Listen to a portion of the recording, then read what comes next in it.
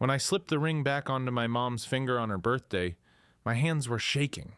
She thought it had just turned up somewhere. She had no idea it had spent 3 weeks in a pawn shop, sitting in a glass case between 2 cheap bracelets, with a price tag hanging off it like it was just metal. She had no idea my sister was the one who put it there, and she definitely didn't know I had stood in front of that pawn shop counter, looking at that same ring, trying to decide whether to keep our family lie alive or tear it open. So, yeah, let me go back. Because this didn't start with a ring. This started a long time ago. I'm Mike. I'm 43. I'm the responsible one in my family. I didn't choose that title. It just kind of grew on me, like dust on a shelf nobody bothers to wipe.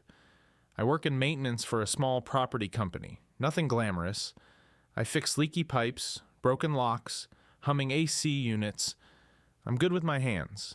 I pay my bills. I show up on time. That's pretty much my whole resume. I'm married. 2 kids. Mortgage, minivan, all the standard stuff. And then there's my younger sister, Lisa. She's 34. Same parents, same small house we grew up in, completely different path. If you ask my mom about Lisa, she'll say, "She's just a free spirit. She'll figure it out." If you ask my dad, he'll shrug and say, "She'll land on her feet. She always does." If you ask me, I'd say she always finds a way to land on someone else's feet, usually mine, sometimes my parents. Always with a story, always with just enough tears or charm to get away with it. I used to joke about it. Then I stopped joking. The ring was older than both of us. It was silver with a turquoise stone in the center, not huge, not flashy, but it was recognizable. You could spot it across a room. My mom got it from her mother when she was young. She told me that story 100 times. How her mom saved a little money every month for almost a year to buy it. How she wore it to church, to weddings, to every important day. When I was a kid, I'd sit at the kitchen table and play with my toy cars while Mom drank her coffee. Sometimes she'd tap the mug with that ring. I can still hear that sound, that little clink. I think that's why it mattered to me so much. The ring wasn't just a ring. It was years of tiny sounds and small moments. Mom didn't wear it every day.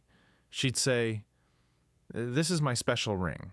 Birthdays, anniversaries, holidays, that kind of thing. And then, one regular Sunday, it disappeared. That Sunday started like any other family get-together. We drove over around noon. My wife Jenna in the passenger seat, checking her messages. My son, Ethan, 12, in the back with his headphones on. My daughter Chloe, 9, watching the houses go by and giving me a running commentary on Halloween decorations, even though it was March. My parents' house looked the same as it did 20 years ago, same green shutters, same cracked walkway my dad always said he'd fix when he had time. Mom opened the door before we even rang. She always does. "There you are," she said, pulling me into a hug that smelled like detergent and roast chicken. "Lunch is almost ready. Come in, come in." Dad was in his usual spot on the couch, TV on low volume, watching some game he didn't really care about, just noise. Lisa wasn't there yet. That was also normal. We put the drinks away. The kids dumped their shoes by the door. Jenna went to help Mom in the kitchen, and I was about to join Dad on the couch when Mom called out from the hallway. "Mike, can you grab my ring from the bedroom?" "Which one?" I asked. "The turquoise one. The nice one. It's in the dresser, second drawer, little beige box.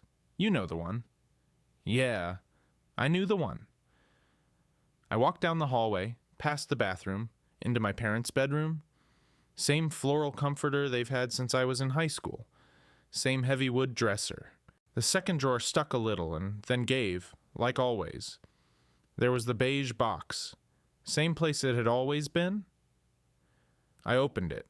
Nothing. It took my brain a second to register it.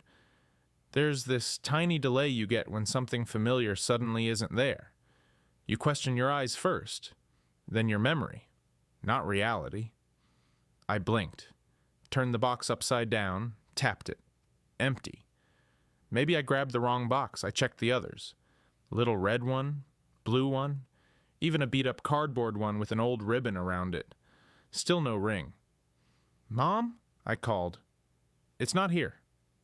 "It's there, hun," she answered from the kitchen. Little beige box in the corner. I pulled the drawer out farther, felt under the lip, pushed things aside, checked the back of it. "Mom, it's not here," I said, louder this time. She appeared in the doorway, wiping her hands on a towel. "Oh, for goodness sake," she said, stepping past me. "Men, you never see what's right in front of you." She took the box from my hand, opened it. Her face changed. I watched it in real time, from mild annoyance to confusion to something like fear. Her shoulders dropped a little. I just put it here yesterday," she said. "You sure you didn't put it somewhere else?" I asked quietly. She gave me a look, not angry, just hurt. "I'm not that forgetful yet," she said. But her voice wasn't as firm as the words. We searched the whole drawer, then the whole dresser, then the top of the dresser, then the jewelry box on the nightstand, then her bathroom. Nothing. By the time we gave up, the chicken was probably overcooked. "It'll turn up," Dad said when Mom told him.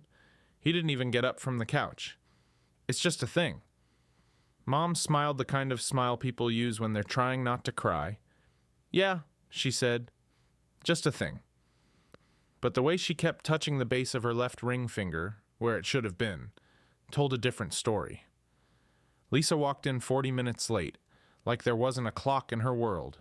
"Sorry, traffic was crazy," she announced, even though we all knew there's never traffic on a Sunday on their side of town.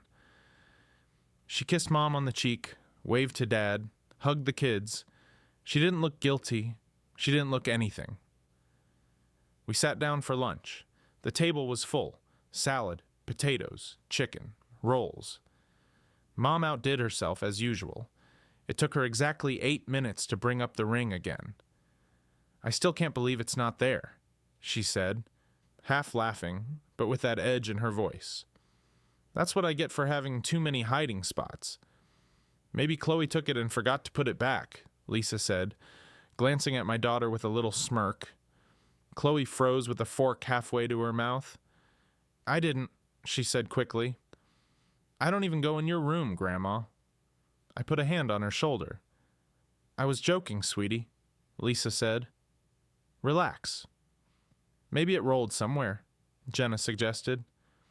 "Behind the dresser or something." "We'll move it later," I said. "I'll check under everything." "For all we know, I dropped it in the kitchen," Mom said. "It'll turn up in the potato bowl." Everyone chuckled politely, except me, because there was something about the way Lisa said it, the way she threw Chloe's name out there so fast, that little instinctive deflection. I watched her as she talked.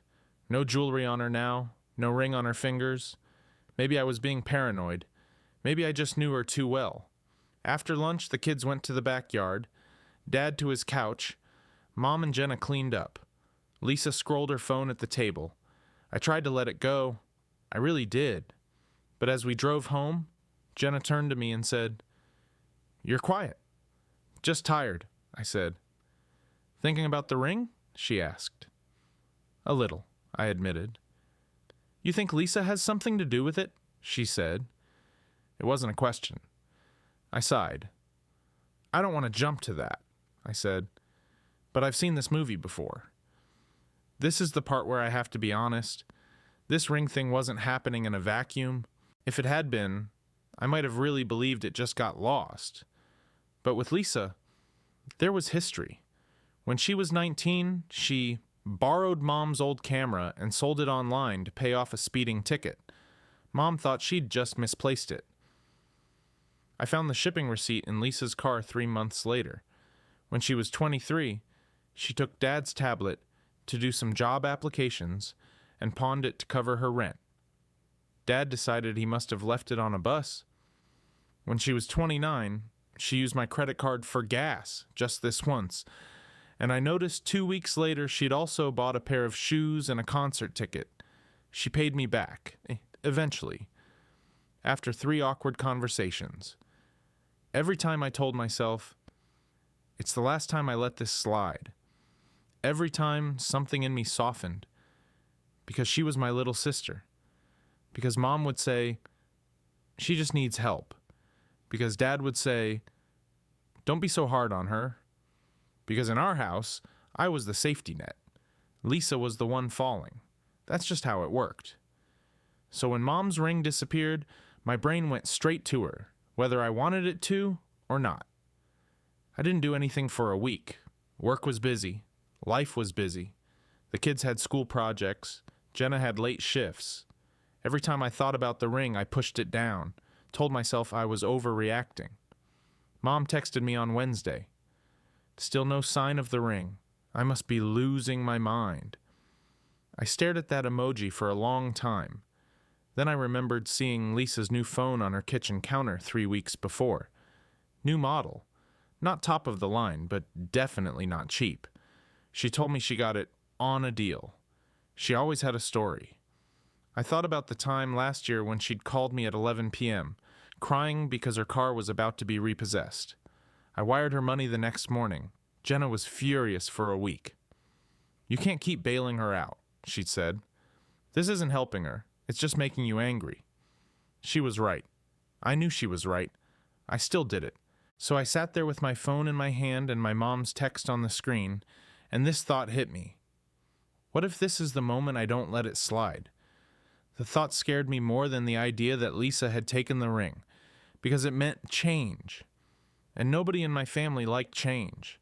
The first real crack came 2 weeks after the ring disappeared. Lisa called me on a Saturday morning. Hey, she said, are you busy today? What's up? I asked. Car sounds weird, she said. Makes this whiny noise when I turn the wheel. Think you can swing by and check it? I don't want to get ripped off at a shop. She always said that. I don't want to get ripped off. As if the universe was personally out to scam her. Yeah, I said. I can stop by for a bit. Jenna heard my side of the conversation, rolled her eyes but didn't say anything. She just kissed me on the cheek and said, don't stay all day. Lisa lived in a small one-bedroom apartment on the east side. Old building, thin walls, the kind of place where the hallway always smelled like someone else's cooking. She opened the door in leggings and an oversized sweatshirt. You're a lifesaver, she said, hugging me. Come in.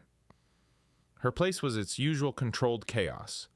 Clothes on a chair, makeup on the coffee table, a half-finished bowl of cereal on the counter. On the kitchen table, next to the cereal, sat a brand new smartphone. Shiny. Nice case. Not barely scraping by material. New phone? I asked, nodding at it. Yeah, she said quickly. My old one was acting up. Got a promotion plan thing. It's actually cheaper long term. Uh-huh, I said. The sound her car was making wasn't serious. Power steering fluid low. Easy fix. While I was out filling it up, I kept seeing that phone in my head, and my mom's empty beige ring box. Back inside, Lisa was sorting through a stack of mail. She dropped one envelope and a little pile of papers slid onto the floor. Sorry, she said, kneeling down. I got it, I said automatically. I bent down and started picking them up. Most of it was junk. Store ads, some late notice from a credit card company, a flyer for a credit repair service. Then I saw it. A yellow slip of paper, kinda stiff. Pawn ticket, printed across the top. I'd seen enough of those over the years to recognize one from a foot away. My fingers moved before my brain did. I picked it up. There was a description typed in small letters. Ring, silver, turquoise stone. My heart flipped. I checked the date. It was 3 days before that Sunday lunch at my parents' place. The name on the ticket was L. Myers. Her last name. There was a little line for amount advanced and a dollar figure under it. Everything okay? She asked, looking up at me. For a second, the whole room went quiet in my head. like someone turned the volume down on the world. I could have held that ticket up and said, what is this? I could have exploded right there in her messy living room. I didn't. I put the ticket back in the stack, put the stack back on the table. Yeah, I said, just junk mail. My hands were shaking a little when I left. I sat in my car for a long time, engine off, just me and the steering wheel. You know that feeling when something clicks into place and you wish it hadn't? That was me. There was no more maybe now. No more it could have rolled behind the dresser. No more Mom's just forgetful. Lisa had taken the ring. Lisa had pawned the ring. And there I was, doing what I always did, protecting her without even thinking about it. I hated that about myself in that moment. I really, truly hated it. I could hear Jenna's voice in my head. You can't keep bailing her out. I took my phone out and snapped a quick photo of the pawn ticket, zooming in on the shop address and the date. My thumb hovered over Lisa's number for a second. Not yet. I didn't want another fight over the phone. I'd had enough of those. Instead, I drove to the address on the ticket. The pawn shop was in one of those strip plazas that look the same in every town. Nail salon, takeout place, payday loans, pawn shop, different signs, same vibe. The bell over the door jingled when I went in. The air smelled like metal and old electronics. Behind the counter stood a guy in his 50s, bald on top with a gray beard, reading something on a tablet. "Hey there," he said, not unfriendly. "What can I do for you?" I pulled my phone out, opened the photo of the ticket, and set it on the counter, screen up. "I think someone brought something here that belongs to my mother," I said. My voice sounded calmer than I felt. "I want to know if it's still here." He put his glasses on, picked up my phone, looked at the image. "Got the actual ticket?" he asked. "No," I said. "Just the picture. But you can see the number."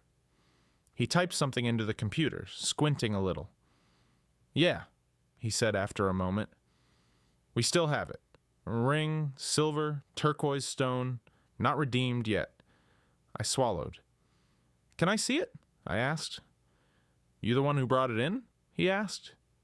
"No," I said. "But it was stolen. From my mom." He studied my face for a second. I guess he saw something there because he didn't argue. He disappeared into a back room and came out with a small plastic container, then set it on a black pad on the counter. When he opened it, my chest actually hurt. There it was. My mom's ring. Same little nick on the band. Same gentle curve. Same stone. It looked smaller there, under the bright half-yellow, half-white light. "I'll pay to get it out," I said. The words came out before I even knew what the fee was. He quoted the amount. I didn't even flinch. I just pulled out my wallet. As I handed over the bills, something bitter rose in my throat. I was paying twice for my sister's choice. Once with money, and once with whatever was about to happen to our family. The guy gave me a receipt and the ring in a little velvet pouch. "If it was stolen, you can file a police report," he said. "Technically, we're supposed to hold stolen goods." I shook my head. "I'm not going to the police," I said. "You sure?" he asked. "Yeah," I said. "This is a family problem." He looked at me with a kind of tired understanding. "Those are the worst kind," he said. He wasn't wrong. The ring felt heavier than it looked as it sat in my palm. It wasn't the metal. It was everything attached to it now. 40 years of my mom's memories. And now this. The knowledge that her own daughter had taken it off her dresser and traded it for some temporary relief. I sat in my car and just held it, turning it over with my thumb, feeling the grooves. I thought about driving straight to my parents' house. I imagined walking in, putting it in front of Mom, telling her everything. I pictured her face when she realized her own daughter had done this. Then I imagined Lisa's face, the excuses, the tears, the blame. Somehow in the end, I'd be the one who made it worse. I thought about driving back to Lisa's place, slamming the ring down on her kitchen table, demanding an explanation. I knew exactly what she'd say. I was desperate. I was going to put it back. I didn't think she'd even notice. And part of me knew she might even believe some of that. My phone buzzed. Jenna. "Everything okay?" she texted. I typed back, "Yeah, I'll explain later. Love you." Then I sat there with the ring in my hand and asked myself a question I should have asked years ago. What does protecting family actually mean? Does it mean covering up what they do? Or does it mean forcing them to face it? I'd spent most of my life doing the first. Holding that ring, I decided to try the second. I didn't call Lisa that day. I went home. That night, after the kids went to bed, Jenna and I sat at the kitchen table. I took the ring out and set it between us. She knew it instantly. "Oh my," she whispered. "You found it?" "Pawn shop," I said. "I bought it back." Her eyes widened. "Lisa?" she asked. "Lisa," I said. I told her about the ticket, the date, the amount, the guy at the shop. Jenna leaned back in her chair and rubbed her forehead. "I wish I could say I'm surprised," she said. "Yeah," I said. "Same." "What are you going to do?" she asked. "I don't know yet," I said. Part of me wants to just hand it back to Mom and say we found it in the couch or something. Keep the peace. "And the other part?" she asked. "The other part is done lying for my sister," I said. The words felt strange in my mouth, like I was saying them about someone else. "The other part is tired." Jenna looked at me for a long moment. "Mike," she said, "if you cover this up, it won't be the last time. Next time it'll be something bigger, or it'll be something from your house, or she'll drag Mom into some other mess. You know that." "I know," I said quietly. "And your mom," Jenna added. "She's been walking around thinking she lost her mind. She texted me the other day. She said, 'Maybe I'm finally getting old, so I can't believe I lost that ring.' That broke my heart." I clenched my jaw. "I didn't know she texted you," I said. "She didn't want to worry you," Jenna said. "That's what she wrote." I stared at the ring. "Then maybe she deserves to know she didn't just misplace it," I said. Jenna nodded slowly. "I think so," she said. "But it's your family. It has to be your call." I picked up the ring and closed my fingers around it. "Her birthday is in a week," I said. "I'm going to give it back to her then." "And Lisa?" Jenna asked. "She's going to tell Mom what she did," I said. "Or I am." Jenna didn't smile, but something in her shoulders eased. "That sounds like a line," she said. "And I think it's about time you drew one." I texted Lisa 2 days later. "Coffee this week?" I wrote. "Just you and me." "Sure," she replied. "Everything okay?" "Yeah," I wrote. "Just want to talk." We met at this little coffee shop halfway between her place and mine. Not a chain, just a small brick place with mismatched chairs and the smell of burnt espresso. I got there early, sat by the window. The ring box was in my jacket pocket. I could feel it against my ribs every time I breathed. Lisa came in 10 minutes late, sunglasses on, hair in a messy bun. She ordered something with caramel and whipped cream, then slid into the seat across from me. "Wow, a weekday coffee," she said, smiling. "What did I do to deserve this?" I didn't smile back. "I wanted to talk," I said. "That sounds serious," she said, joking, but her eyes searched my face. "You okay?" I didn't answer. Instead, I reached into my pocket, took out the little velvet pouch, and set it on the table between us. "What's that?" she asked. "Open it," I said. She frowned a little but pulled the drawstrings and tipped it into her palm. The ring slid out. Her fingers twitched. There was a fraction of a second, just a flash, where I saw raw shock on her face. Then it was gone, replaced by a careful blankness. "You found it," she said. Her voice was light but too fast. "That's great. Where was it?" "In a pawn shop on 11th Street, I said. under a little white tag with a price on it. She stared at me. Mike, And before you start, I said, I saw the pawn ticket in your apartment, under your mail. Her mouth opened, then closed. For once she had no words ready. No joke, no quick lie. Her eyes dropped to the ring in her hand, then to the coffee, then back to me.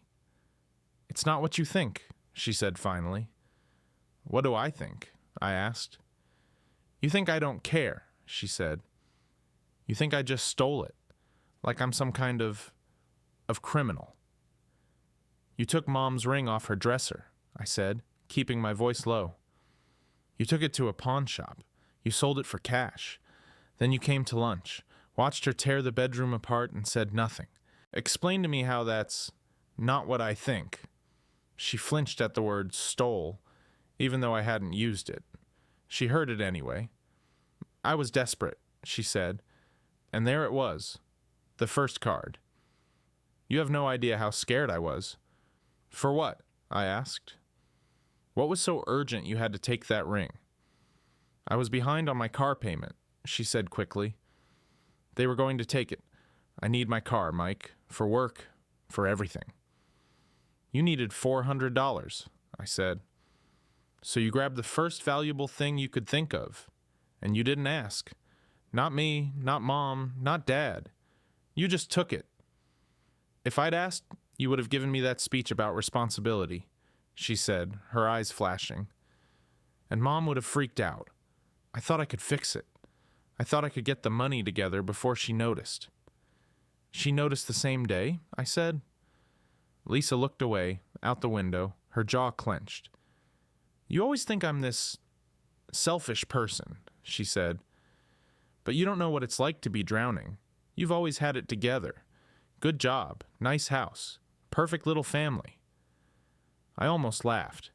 Not because it was funny, because it was so far from how I saw my life. Lisa, I said, do you remember how many times I was there when you were drowning? Her eyes flicked to mine. Who co-signed your first apartment? I asked. Who gave you money for your first car? Who helped you pay off that credit card you ran up at 23? She opened her mouth, closed it again. That's different, she muttered. How? I asked. I asked then, she said. This time, I just snapped. I was embarrassed. I didn't want another lecture. I don't know what I thought. That I'd buy some time. That I'd fix it before anyone got hurt. I leaned in, resting my elbows on the table. Someone got hurt, I said. Mom's been walking around thinking she's losing her mind. That she misplaced the one thing her mother left her. Do you have any idea what that does to a person? Tears pooled in Lisa's eyes. For once, they didn't look calculated. I know, she whispered. I hate myself for it. I swear I do. Do you? I asked. Because until I put that ring in front of you, you were doing just fine not telling anyone. She stared at the table. I was going to get it back, she said weakly. With what money? I asked. The extra paycheck you're not getting? The magic bonus from the job you keep saying you're going to find? She winced. That's not fair, she said. You're right, I said. It's not fair. None of this is fair. It's not fair that you keep lighting little fires, and we keep burning our hands putting them out. Silence hung between us. The espresso machine hissed in the background. People laughed at another table. Life went on around our little explosion. I took a breath. Here's what's going to happen, I said quietly. I'm going to give this ring back to Mom on her birthday, in front of you, and you are going to tell her exactly what you did. Not some sugar-coated version. The truth. That you took it. That you pawned it. That I got it back. Her head snapped up. You can't do that, she said, panic creeping into her voice. She'll never forgive me. Maybe she will, I said. Maybe she won't. That's not up to you anymore. She'll hate me, Lisa whispered. She has a right to feel whatever she feels, I said. You made that choice when you walked into that shop. Why are you doing this? She demanded. Why are you trying to turn her against me? That's not what I'm doing, I said. I forced myself to stay calm. I'm done lying to her. I'm done being the one who keeps your secrets. You've turned me against myself for years, Lisa. I'm not doing it anymore. Her eyes were red now. Please don't, she said. Please. Just tell her you found it in the house, or on the street, or anywhere. I'll pay you back, I swear. No, I said. The word surprised even me with how solid it sounded. She recoiled like I'd slapped her. No? She repeated. So, no, I said again. No more covering, no more stories. You have 6 days. Either you tell her yourself, or I do. Those are your choices. And if I just don't? She asked. Then I'll give it back to her, I said. And I'll hand her the pawn receipt and tell her why I have it. That's blackmail, she said. No, I said. Blackmail is when I ask for something in return. I'm not asking for anything. I'm telling you what I'm going to do, with or without you. She stared at me with this mix of anger and fear. Not the kind of fear you have of a big thing like prison. More like the fear of losing a safety blanket you've had your whole life. All this over a ring, she muttered. I almost stood up and walked out right then. It's not about the ring, I said softly. It's about what it stands for. For Mom. And for us. She wiped her eyes with the back of her hand. You're enjoying this, she said, but her voice was weak. Finally getting to be the righteous one. The hero. I shook my head. This feels awful, I said. But it feels less awful than doing nothing. I reached across, took the ring gently from her hand, put it back in the pouch. I'm going to pay the bill, I said, standing. Think about what I said. I left her at that little table, staring at her empty hands. Those 6 days were some of the longest I can remember. I went to work. Fixed a leaky sink for an older couple that argued the whole time. Changed a lock for a single mom who handed me a bottle of water and thanked me like I'd just saved her life. Life went on. At night, when the kids were asleep and the house was finally quiet, I'd take the ring out, look at it, then put it back. Jenna kept asking, Have you heard from her? Lisa texted me once. I can't do it. I didn't answer. 2 days before Mom's birthday, she texted again, Are you really going to tell her? Yes, I wrote back. If you don't. She didn't reply. The night before the party, I barely slept. I kept running through different versions of how it could go. In one, Mom fainted. In another, she started yelling. In another, she somehow blamed me for not telling her sooner. Families are messy like that. Logic doesn't always apply. But underneath all that anxiety, there was this quiet, stubborn feeling I couldn't shake. It's time. Time to stop pretending this was just another Lisa thing we could sweep under the rug. Time to stop letting her mistakes rewrite Mom's reality. Mom's birthday fell on a Sunday that year. The house smelled like roast and cake when we walked in. Balloons on the back of a chair. A little happy birthday banner that looked like it had been reused for 20 years. Mom hugged the kids, hugged Jenna, hugged me. She wore a simple blouse, nice slacks, no ring on her right hand. You look great, Mom, I said. Oh, please, she said, batting me away. But she smiled. Lisa arrived on time. That alone told me everything I needed to know. She was pale, eyes a little puffy, but she was there. We ate lunch. There were jokes. Dad told the same story he tells every birthday about how they almost missed my birth because his car wouldn't start. The whole time, I felt that pouch in my pocket like it was burning a hole through the fabric. When the plates were cleared and the kids were in the living room with cake crumbs on their faces, I caught Lisa's eye. She knew. Mom, I said. My voice sounded weird in my own ears. Can you come to the kitchen for a minute? Lisa too? Mom frowned. Is something wrong? She asked. Just come, I said gently. We went into the kitchen. The hum of the fridge was loud in the sudden silence. Mom wiped her hands on a towel out of habit. What is it? She asked. I took the ring out of my pocket and put it on the table. She stared at it. For a second she didn't move. Then her hand went to her chest. Oh, she breathed. Oh my goodness. Her fingers trembled as she picked it up. Where did you find it? She asked. Her voice wobbled. I didn't answer. I looked at Lisa. Lisa swallowed. Her hands gripped the edge of the counter so hard her knuckles turned white. Mom, she said, barely above a whisper. I took it. Mom blinked. What? She asked. I took it, Lisa repeated louder this time. The ring. I took it from your dresser. The sound of the kids laughing faintly in the next room felt like it was coming from another planet. Why would you do that? Mom asked.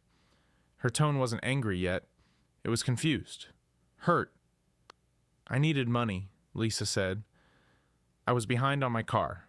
I thought I'd get the cash, fix the issue, and then pay it back and get the ring out before you noticed. You thought I wouldn't notice this ring was gone? Mom asked, holding it up between her fingers. I've worn this ring since before you were born. I know, Lisa said. Tears started to run down her cheeks. I know, it was stupid. I'm so sorry. Mom looked from her to me. How did you? She started. I found the pawn ticket at Lisa's place, I said. I went to the pawn shop. I bought it back. Mom closed her eyes for a second. When she opened them, they were shiny. So all this time, she said slowly, I thought I'd lost it. I thought I was slipping, that my memory was going, and it was in a pawn shop? In a little glass case, I said quietly, with a price tag on it. Mom's jaw set. I'd seen that look before, but not often. She turned to Lisa. How could you do that? She asked. I was scared, Lisa said. They were going to take my car. I didn't know what else to do. You could have called me, Mom said, or your father, or your brother. You could have asked. I was ashamed, Lisa whispered. So you chose stealing over shame? Mom asked. Lisa flinched at the word. She didn't argue with it. I was going to make it right, she insisted weakly. I swear I was. Mom shook her head slowly. You sat in my house, she said. You ate my food. You watched me tear up my bedroom. And you said nothing. Lisa covered her face with her hands. I'm sorry, she sobbed. I am. I'm so sorry, Mom. I hate myself for it. Mom was quiet for a long moment. I don't know what to say to you, she said finally. Not cold, just honest. I love you. You're my daughter. But I don't know how to trust you right now. Lisa's shoulders shook. I'll pay you back, she said through her hands. Every cent. I know Mike paid to get it out. I'll pay him back too.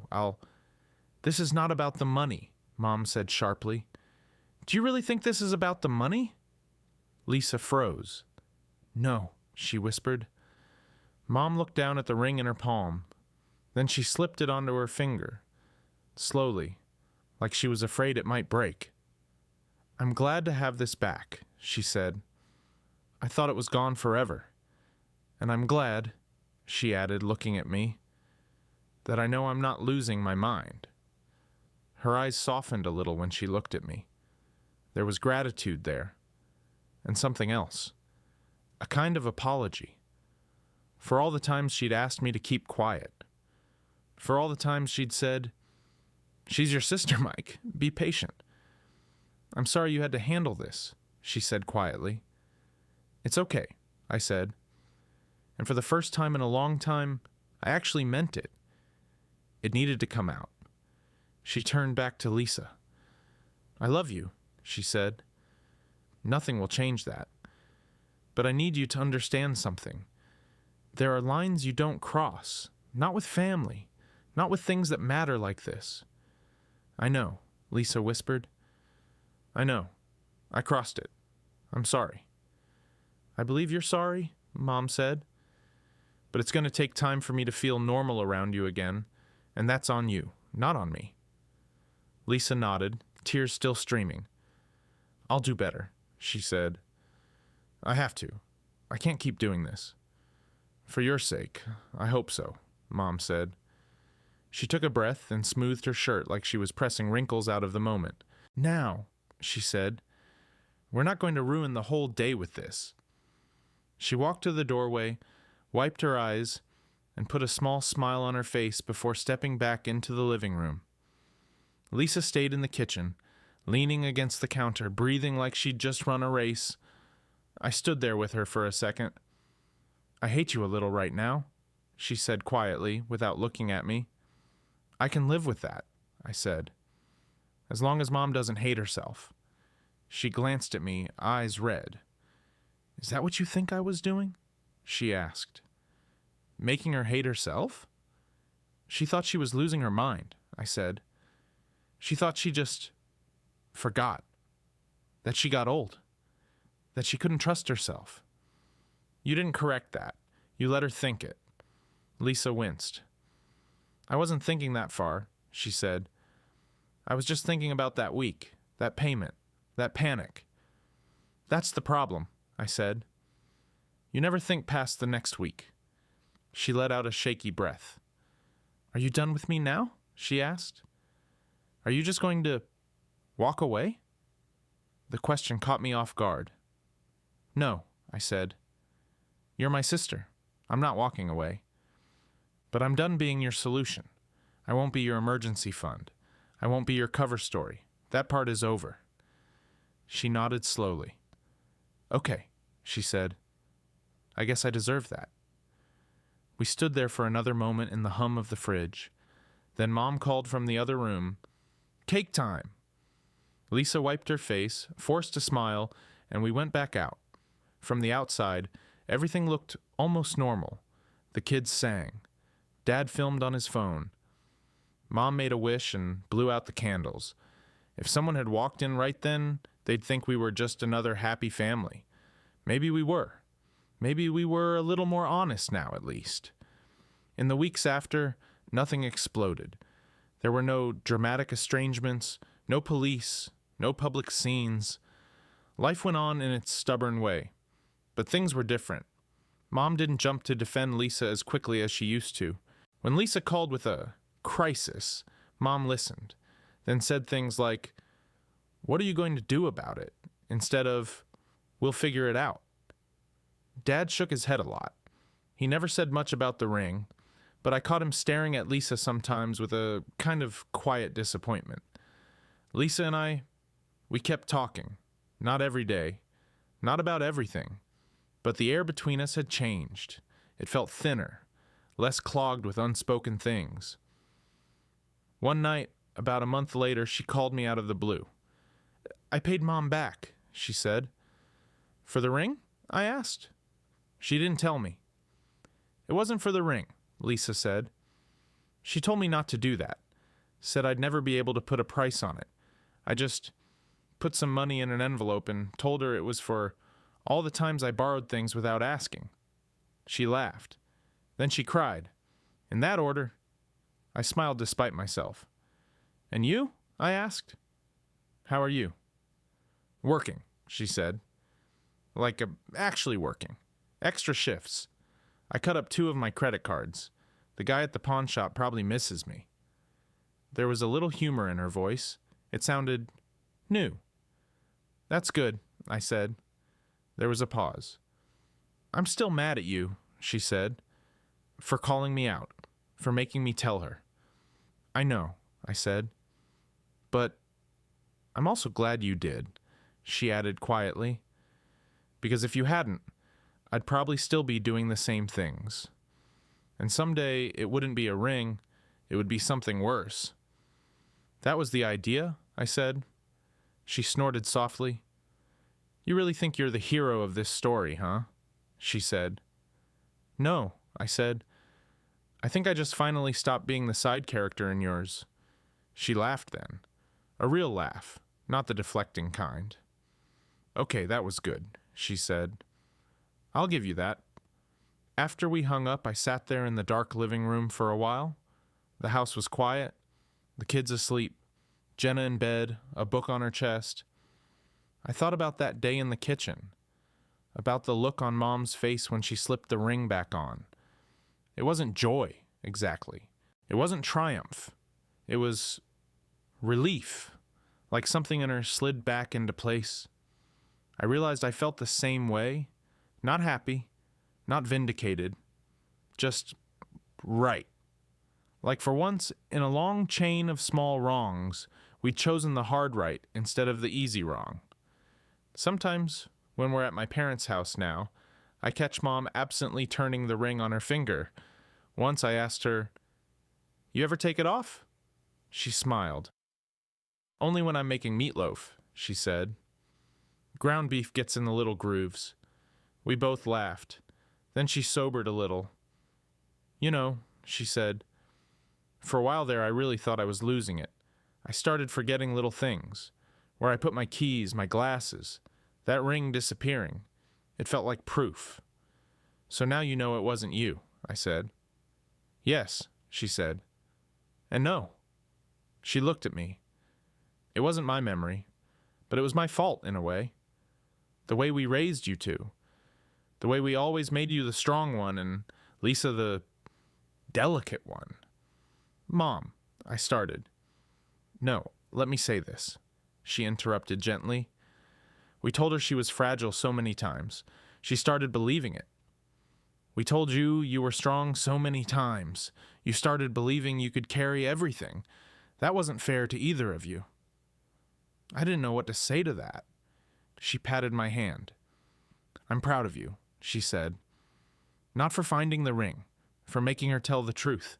I couldn't have done that. I would have just hidden it, like I always do." "Someone had to break the pattern," I said. She smiled. "Well," she said, "better late than never." Is this some huge cinematic story where someone goes to prison or loses everything? No. It's smaller than that. It's a ring, a pawn ticket, a kitchen conversation. But I think those are the stories that stick with you when you hear them. The ones that could happen in your own house. I'm not a hero. Lisa's not a villain. Mom's not perfect. None of us are. We're just a family that finally stopped pretending one of us just makes mistakes and started admitting those mistakes have victims. For me, the real revenge wasn't making Lisa cry or making her feel bad. It was taking away the one thing that let this go on for so long. Silence. Once that was gone, everything else had to change. Not overnight, not dramatically, but enough. And sometimes, enough is all you need. Because now, when Mom taps her mug with that ring while she drinks her coffee, I don't just hear that little clink from my childhood. I hear something else. A line finally drawn, and the sound of it holding.